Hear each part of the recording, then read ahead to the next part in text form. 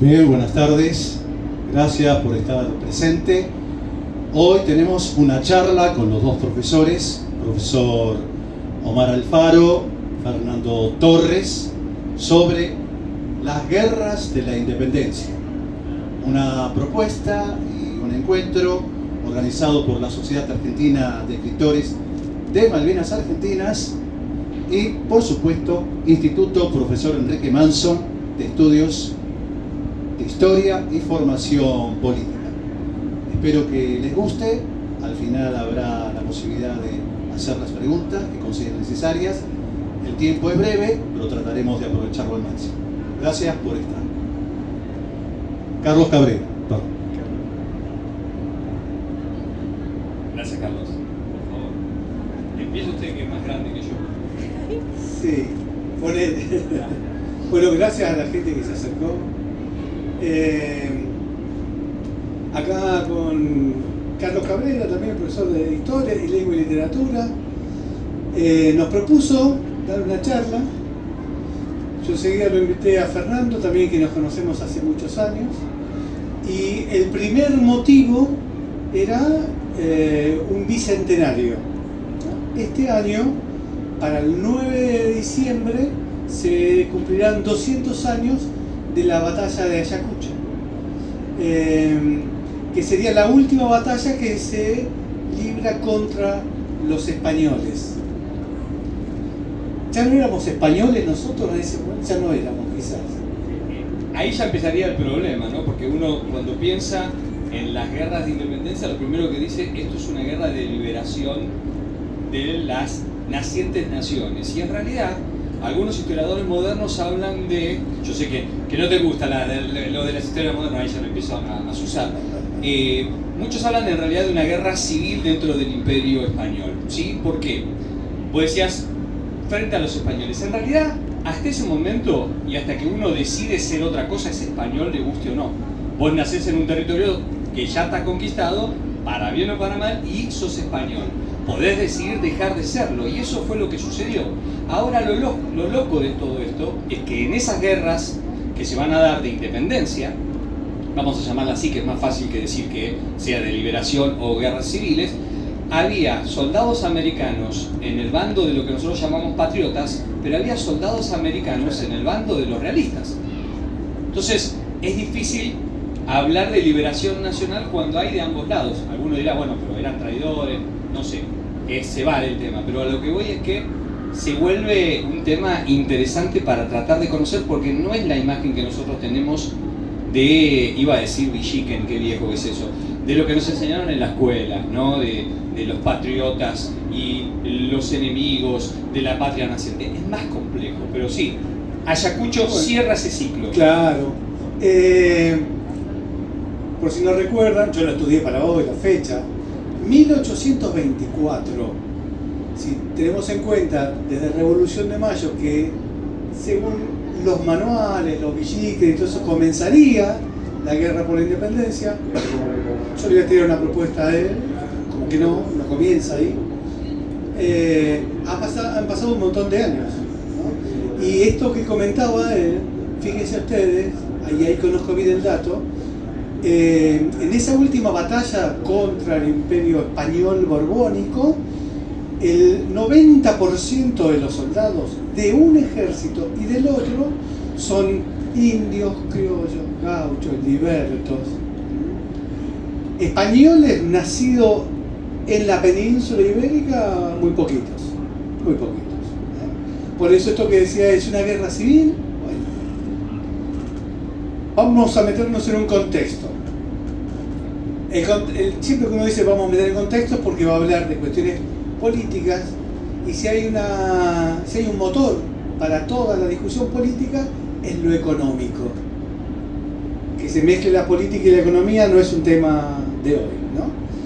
Pero previo incluso bastante previo a la Revolución de Mayo, yéndonos hasta el siglo XVII, 1600 y pico, gobiernan España los Austrias menores, Austrias mayores, a la familia que reina, que es la época de la conquista, descubrimiento, pero que sobre todo es la época de desarrollo en el territorio americano. ¿A qué me refiero con desarrollo? Ni bien llegan los españoles a América, ellos se dedican a fundar universidades, hospitales, ¿no? Comienza un proceso de colonización cultural, que eso va a concluir para 1700, cuando asumen el trono de España otra familia, que son los Borbones. Los Borbones son de origen francés.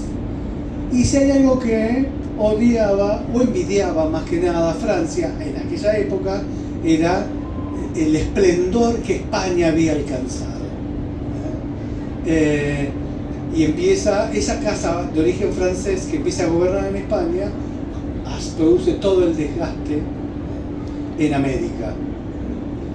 Y todo lo que se venía proponiendo como desarrollo para el territorio va quedando cada vez más atrás. Un dato, me acabo de acordar en este momento. Esto era España, ¿no? Los padres de Belgrano, que nacieron en Italia, cuando deciden venir a España, vienen acá a América del Sur. Para ellos era lo mismo venir acá a América del Sur que ir a Madrid, a Galicia, a cualquier parte. Porque esto era parte del territorio español. Es como si uno dice, ¿a dónde te vas de vacaciones? Me voy a Córdoba. Después, si va a Calamuchita, a Tanti, a Carlos Paz, es otro tema, va a Córdoba. Eso es lo mismo. Con los Borbones comienza todo un periodo de decadencia en donde empieza a exprimir fundamentalmente, y comenzaría todo un verdadero proceso de colonialismo sobre la América española, ¿no? Sí, a mí me gusta poner en discusión dos cuestiones, ¿no? La hispanidad versus la política imperial de los Borbones, porque la hispanidad sería esta que señalaba recién al comienzo de la conquista, y la política Borbones esta otra que va exprimiendo el continente.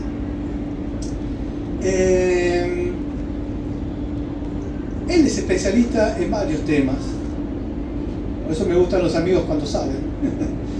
Y a mí se me ocurrió pensar que la Revolución de Mayo no es que nace de golpe, a partir de que nos enteramos que invade Napoleón. Y hay una frase que siempre me llamó la atención, que en historia se usa mucho para marcar el comienzo de algo, de señalar a tal episodio como la madre de las batallas. La madre de las batallas, me parece a mí, es una mirada personal, son las invasiones inglesas. Yo escuchándote pensaba, qué loco, ¿no? Esto no está preparado, ¿sí? Nosotros Mentira, hablamos 5 minutos de fútbol, no sé de qué cosa. Pero bueno, al margen, yo pensaba, qué loco, ¿no? Vos hablabas de los Borbones, que es la familia actual, ¿sí? Que son los descendientes actuales, ya no con el poder que tenían. Son los que realizan estas reformas borbónicas en ese siglo anterior, años antes, 30 años antes, 40 años antes de la Revolución de Mayo. En esas reformas habían hecho un cambio sustancial e importante, que es diferenciar al español nacido en América del español nacido en España. Esto es crucial, porque si vos vivís en una parte del imperio, sos igual al español nacido en España, no vas a querer liberarte si tenés los mismos derechos y privilegios. Habló de las clases que tenían, pero cuando empieza a haber esta división, y ahora el español nacido en América no puede gobernarse a sí mismo, porque el virrey tiene que ser nacido en España, el gobernador tiene que ser nacido en España, empieza a generar un quiebre hacia adentro, en un momento en que se están dando por otro lado en Europa la Revolución Francesa, que dice que todos somos iguales, pero pará. Estos dicen que todos somos iguales, pero los Borbones dicen que no todos somos iguales. Y en el medio, vos diste en la tecla, las mal llamadas invasiones inglesas, en realidad es una sola gran invasión y es británica. Siempre recuerdo que la primera de esa oleada la hicieron los escoceses, los Highlanders, Regimiento 71. Si yo voy hoy a Escocia y le digo que es un inglés, me agarran a piña y tengo que empezar a correr como loco, ¿sí? Claro. Bueno, esa gran invasión, que bien decís vos, va realmente a ocasionar, más que la caída de los Borbones o la lucha de los Borbones contra los franceses en España durante la Revolución de Mayo, durante la Revolución, francesa, en realidad lo que los va a llevar acá a nosotros es las invasiones inglesas. Vamos a seguir diciendo las invasiones inglesas, no importa, pues como las conocemos. Y lo interesante es que cuando vienen los británicos acá, primera nota de color, este era un territorio que no tenía fuerzas armadas. La gran mayoría de las fuerzas estaban en Montevideo, en Uruguay, porque esperaban a los portugueses que siempre venían a joder, a echar las guindas. Esto era típico de los portugueses, va a ser después muy típico de nuestros queridos hermanos brasileños, que les tenemos mucho cariño, futbolísticamente hablando sobre todo. Pero, claro, no había tropas. Llegan los británicos con una invasión, sobre todo la segunda, más de 10.000, ¿sí? En una población de 40.000, es como que hoy vengan 750.000 a la ciudad de Buenos Aires. Era una bestialidad de fuerza. Y nuestra respuesta va a ser armarnos para echarlos, porque es la primera reacción. ¿Quién sos vos? ¿Quién viene acá? Y esto es interesante. Empieza un proceso de militarización de toda la sociedad. El 80% de los varones en ese momento, pero con ayuda también de las mujeres, que empiezan a participar, y mucho más de lo que se cree. Hay muchas fuentes que demuestran que era compartido. Y lo interesante es que de repente se encontraron enfrentando al segundo mejor ejército del mundo, venciéndolo 2 veces y preguntándose: ¿para qué corno queremos a los españoles nacidos en España si la gran mayoría de las milicias eran criollas? Y claro, cuando vayas a tener los fierros, para decirlo en criollo puro, cuando vos tenés las armas y le ganaste a los británicos, que no eran cualquier ejército, te empezás a preguntar: ¿para qué necesito a los españoles? Y esto viene en relación a eso que decías vos. Sí, hay 40 familias que cuando invadieron le juraron fidelidad al rey de Inglaterra, el rey inglés. Lo que duele es ver algunos de esos que trascendieron en la historia como grandes próceres. El día que yo descubrí que Castelli, que era el que más me gustaba, Juan José Castelli, porque en el Cabildo del 22 de mayo había sido la principal voz, en función de ese proceso que comenzaba. Bueno, Castelli fue uno de los primeros que le juró fidelidad al rey de Inglaterra. Los Martínez de Oz estaban ahí también. Pero si hay alguien que me desilusionó mucho más, y que el otro día en otra de las charlas que tuvimos acá, sanmartiniana, un expositor lo nombró, y el viernes en el profesorado también otro expositor lo nombró, Mariano Moreno. Mariano Moreno trabajaba para, como si fuera la Sociedad de Comercio Británico, no me acuerdo bien el nombre, la Sociedad de Comercio Británico en el Río de la Plata. Él también le había jurado fidelidad al rey de Inglaterra. Lo que pasa es que yo te entiendo, y a mí me pasa lo mismo. Belgrano, por ejemplo, no, es uno de los que dijo no. Lo que pasa es que también hay que entender el contexto, y esto no es justificarlo, pero va a pasar lo mismo cuando uno descubre que después, cuando aparece la primera junta de gobierno y deciden, cuando presionan para que aparezca la primera junta de gobierno, se forme sin un español en la presidencia, con un alto peruano. Nuestro primer, entre comillas, presidente era de Bolivia, hermoso país, hermano. Por eso cuando sale la xenofobia me agarra una bronca y digo: paren, muchachos, éramos todos un solo pueblo.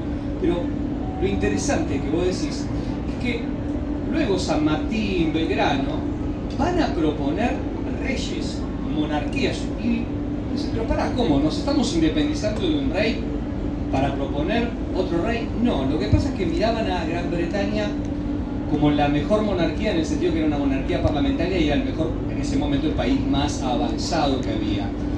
El único sistema republicano que había en ese momento era el norteamericano, y realmente era un desastre en ese momento, recién estaba en formación. Entonces, miraban a Gran Bretaña, y había, sí, es verdad, a los británicos les interesaba que los volviéramos independientes por una cuestión estratégica de dominio económico, pero cuidado, que yo que quiero la libertad de este territorio, estoy de acuerdo con vos, que vos también querés, pero para ponerte que vos sos en Gran Bretaña, para quedarte con el comercio, significa que tenemos una misma mirada pero con distintas ideas. Entonces, muchos pensaban acercarse a Gran Bretaña en función de sacarse de encima el absolutismo español. No lo estoy justificando, es complejo. Yo estoy en contra. No, y no tenés que estar a favor. Yo te voy a Ahora empiezan las remodelar. pilas, ahora empiezan las pilas. Sí, por favor. A ver, el otro día, el lunes más precisamente, en la otra sala me invitaron para hablar sobre San Martín, el pensamiento político de San Martín. San Martín tenía un pensamiento político. Hay gente que todavía no lo ha descubierto, desgraciadamente. Y yo me preguntaba, ¿qué era la patria para San Martín?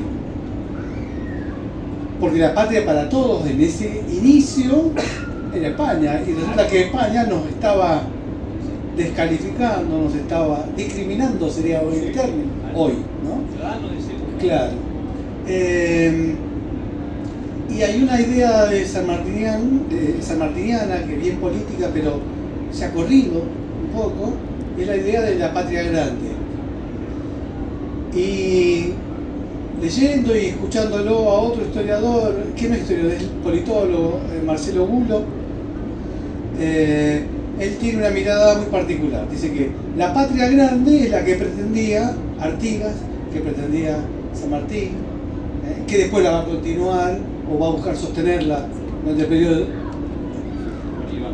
Bolívar, y la última proyección sería Rosas. Y la patria chica, si esa es la grande, pues es la chica. Y la chica tiene que ver con esto que está mirando, no mira hacia dentro del continente, mira hacia afuera. Y mira hacia afuera tentada por el mercado colonial inglés, el libre comercio.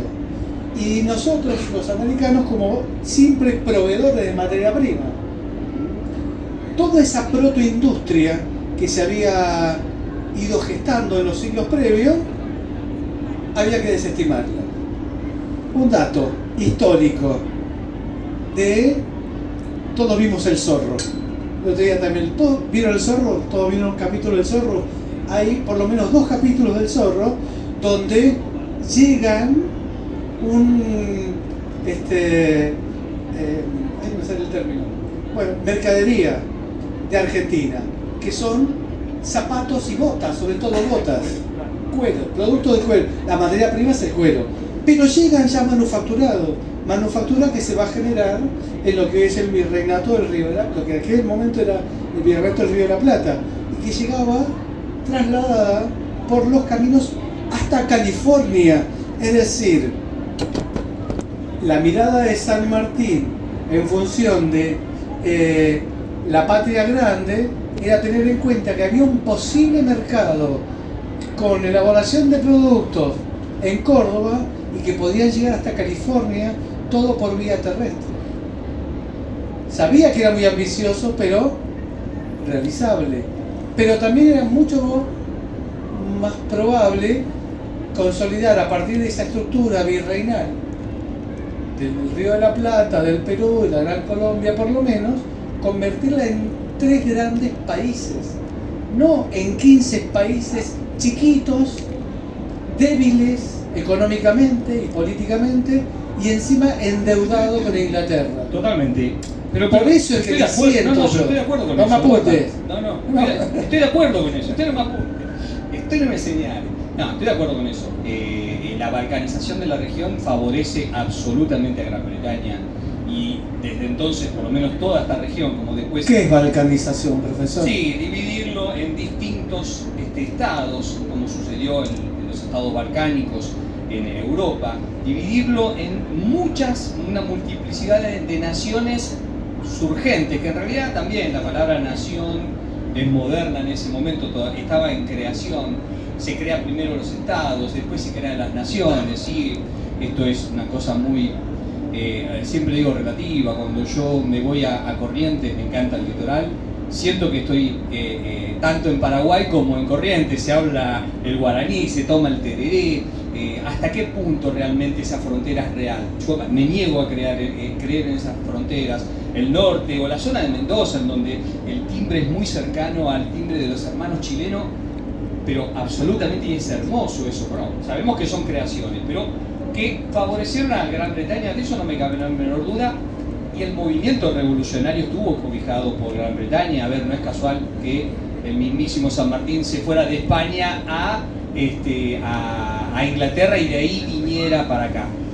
Pero yo creo que hay una congregación de intereses y que Castelli, San Martín, todos aquellos que de alguna manera estuvieron cobijados por la mirada británica no pensaban en estar doblegados ante, y yo creo que vos tampoco lo pensás, ante el capitalismo inglés. Lo que pasa que sí, en muchos aspectos finalmente el siglo XIX fue una constante de las élites que vinieron después, Rivadavia, por ejemplo, que sí miraban al capitalismo. Eso sí, Alvear, estaban, sí, ellos sí querían pertenecer, ellos querían ser parte. Ahí sí te doy la diestra y no la siniestra.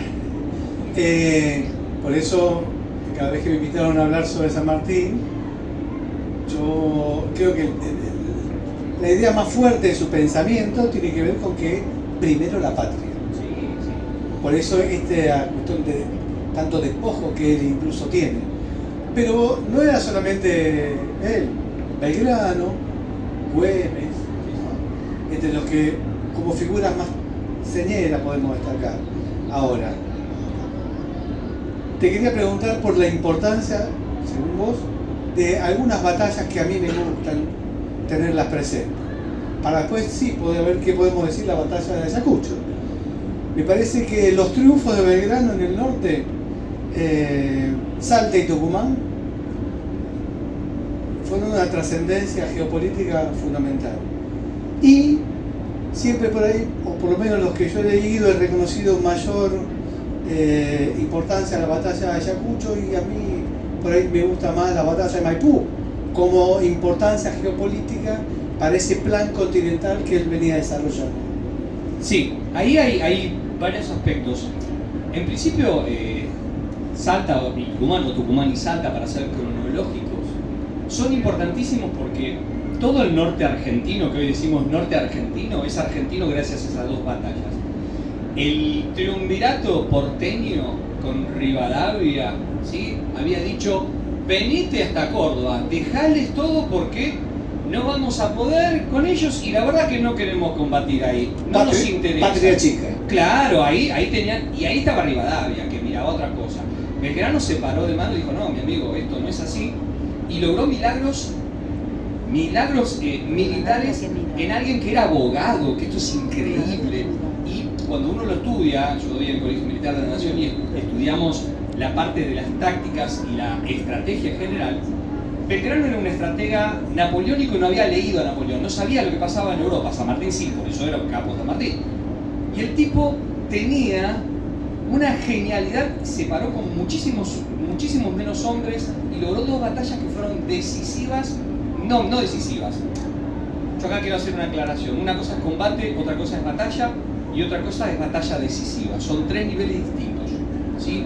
El nivel más bajo es un combate, vos solucionás el problema en el campo de combate. Combate de San Lorenzo. Por ejemplo, vos ahí San Martín ganó y paró a esa invasión que se estaba dando en ese momento, una pequeña invasión de saqueo. Distinto es una batalla, porque tiene una consecuencia posteriori. Las de Salta y Tucumán son batallas porque logró liberar toda esa región, quedó en nuestro territorio y aparte liberó la posibilidad de avanzar al norte. Maipú y Ayacucho son batallas decisivas. ¿Cuál es la diferencia? Que no solamente se ganó en el campo de batalla, sino que, por ejemplo, en Maipú se liberó todo Chile, cerró toda una campaña. Una campaña es una sucesión de combates y batallas. Vos podés combatir y no ganar una guerra. Vos con Maipú sacaste definitivamente a los españoles o realistas. Y Ayacucho cierra todo el proceso, aun cuando es en dimensiones igual a Maipú. Ayacucho en dimensiones de cantidad de combatientes es muy parecida, Lo que pasa que es el último resabio y la última batalla que cierra todo el ciclo. Pero si lo pensamos estrictamente en el caso de San Martín, Maipú es la batalla decisiva de todo el teatro de operaciones de Chile. Es fantástica. Entonces, yo creo que a veces uno debería mirar esas dimensiones de la importancia de la batalla. ¿Por qué son importantes? No tanto por el hecho heroico de quién combatió, sino del logro. Belgrano, como una persona que sin conocimientos militares logró lo que otros no habían podido lograr y nos legó todo el norte argentino. Y San Martín, sabemos que cuando uno canta y recita el más grande entre los grandes, es indudablemente un hombre que merece estar, es el padre de la patria y de otras patrias, tiene una dimensión militar, intelectual, política, económica suprema. Es un estratega. En torno a esta idea, este concepto de la patria grande, para algunos historiadores, el primer padre de la patria es Artigas, que merecería otro tratamiento y otro encuentro por ahí, ¿no? Sí. Muy bastardeado. Muy bastardeado por el mitrismo y demás. Yo recuerdo haber leído y decía, Artigas siempre se quiere diferenciar, ser uruguayo, y no, en realidad era federal. Sostenía una multiplicidad de regiones unidas bajo un solo gobierno, pero respetando esa patria grande, y también no el localismo, sino la autonomía, el verdadero federalismo. Bueno, Rosas tenía eso, Dorrego tenía eso, que también han sido bastardeados, no es casual. Y el tercer amigo también, ¿eh? Siempre por las coincidencias con el pensamiento mitrista. Claro. Ahora, para ir empezando a encarar el cierre, se cumple este año 200 años de la batalla de Ayacucho, 9 de diciembre de 1824, y cuando uno empieza a revisar, hay una batalla previa, la de Junín, que, digamos, sería la señera, y Ayacucho sería el trámite que había que completar. ¿Qué nos podés decir sobre eso? ¿La batalla de Junín es la que se llama la batalla silenciosa? Sí, porque en realidad la batalla de Junín en dimensiones podría haber sido como Ayacucho. Lo que pasa es que en Junín el combate lo lleva a cabo la caballería. Para que tengamos una idea, los ejércitos de esa época se formaban por tres tipos de armas: infantería, caballería y artillería. Pero claro, esto funciona muy bien en Europa, que es un lugar pequeño. A veces uno no se da cuenta, pero Argentina misma ocupa toda Europa occidental. Miren qué grande y maravilloso que es nuestro país, aclaro. Qué hermoso y maravilloso. Por eso siempre se destacó más la caballería. Lo mismo sucede en el resto de toda Sudamérica. La caballería en Junín va a ser la que va a enfrentar en este caso la caballería que estaba de Bolívar y demás, enfrenta a la caballería de Contreras, que es vencida. Ese preludio obliga y arrincona. Si no hubiera dado ese momento, no se produciría Ayacucho. No habría Ayacucho si no hay Junín. Lo que pasa es que finalmente Ayacucho es una gran batalla, 6.000 contra 7.000. En Junín, al ser la caballería, es 1.000 contra 1.200. Las dimensiones se reducen y Ayacucho se lleva, es como la guinda arriba de la torta. Si vos no ponés la guinda, ya no te parece una torta, te parece un bizcochuelo, ¿sí? Le da el adorno final, y Ayacucho merece ese lugar de importancia por ser la que, miren, con esto ya no tienen nada más que hacer, muchachos, vuelvan a España. Iba a decir vuelvan a Galicia, gallegos, pero no son, bueno, ellos son. Yo te iba a preguntar la importancia geopolítica, no solamente en ese enclave del territorio de la América del Sur, sino la importancia geopolítica para el continente sudamericano. Totalmente, porque fíjense ustedes que yo hablaba de la belicosidad de nuestro pueblo. Argentina es, en el siglo XIX, el pueblo más belicoso de toda Sudamérica. 14 años de guerras de la independencia, 1810, 1824. Algunos hablan de 1809, cuando comienza el movimiento, y 1826, cuando termina. No importa. Simultáneo. Ayacucho cierra ese capítulo para siempre. Pero miren qué consecuencias deja toda la guerra esa con Ayacucho, que es la batalla. Mientras se está dando la guerra de la independencia, se está produciendo ya la guerra civil en Argentina. La guerra más larga, la guerra civil más larga de todo el continente americano y probablemente de todo el occidente. Desde 1814 ya estábamos combatiendo entre los primeros grupos federales y lo que va a ser el Partido Unitario. Hasta 1880 sí dejamos a un costado, cosa que yo no opino, yo creo que estoy a favor de incorporar como tiene que ser a las poblaciones originarias hermanas que combatieron en las guerras civiles también, y eso nos llevaría a una guerra más larga todavía hasta 1911 con el Chaco y Fenal. Digo, la guerra civil más larga ya se estaba dando durante la guerra de la independencia. Había sectores que ya peleaban para un proyecto de país unitario y otros como Artigas que pretendían una gran patria. Y la otra cosa que nos deja de esta belicosidad, 1824 podemos decir que cerró, 1825 ya comienza la primera guerra entre dos estados americanos, y uno de los cuales es Argentina, las Provincias Unidas o las llamadas Provincias Unidas del Río de la Plata contra un imperio, el brasilero. O sea, Ayacucho cierra un proceso y tenemos una mano de obra militarizada muy brava, formados por señores como San Martín, maravillosos líderes como Belgrano, y aparecen los que van a ser los combatientes de nuestra guerra civil más célebres, el Manco Paz, Lavalle, Pacheco. Digo, se viene una historia de muchas batallas, en donde, y acá te llevo a ese lado, en donde nos vamos de mambo, desbarrancamos maravillosamente. Hay dos batallas que no están en las guerras de la independencia, pero que son fundadoras y fundacionales de la Argentina, que hoy todavía estamos discutiendo. Caseros y Pavón. Pero esa da para otra agarrada. Pero me gustaría proyectarlo un poquito más alto. Porque aparte en alguna charla me has comentado la importancia de Caseros y Pavón. A ver, tomando esta idea de patria grande, de hermandad entre pueblos, es indudable que hermandad lo tenemos con todos los pueblos de América del Sur. Una cosa es Bolivia y otra cosa también en esta misma línea es Perú, y después hay otros que no.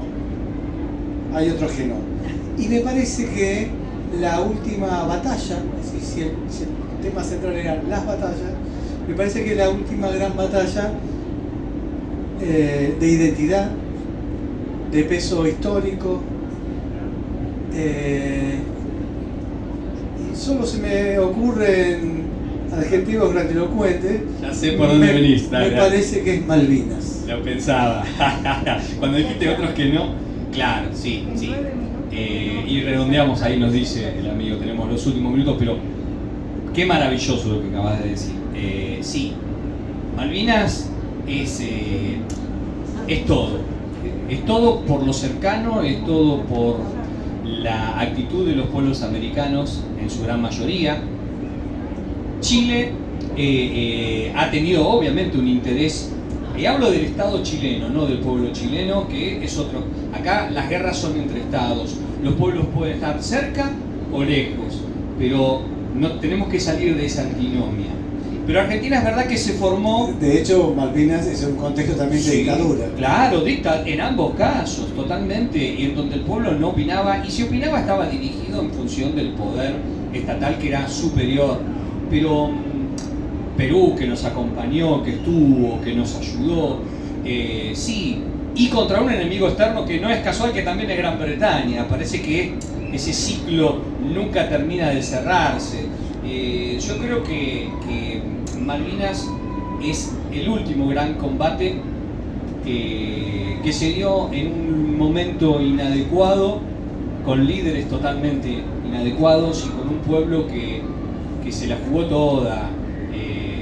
Yo doy muchísimo ese tema en el colegio militar porque es algo que piden los cadetes, y yo siempre trato de bajar un poco línea de pensemos no nos quedemos con el patrioterismo, sino con por qué se fue a la guerra. Y desgraciadamente no se fue a la guerra por odio al británico o al inglés, o solamente por la recuperación, se fue porque había una dictadura que quería una salida elegante, bajar la bandera británica, subir la bandera argentina por un momento y nada más, no pretendía ir a la guerra.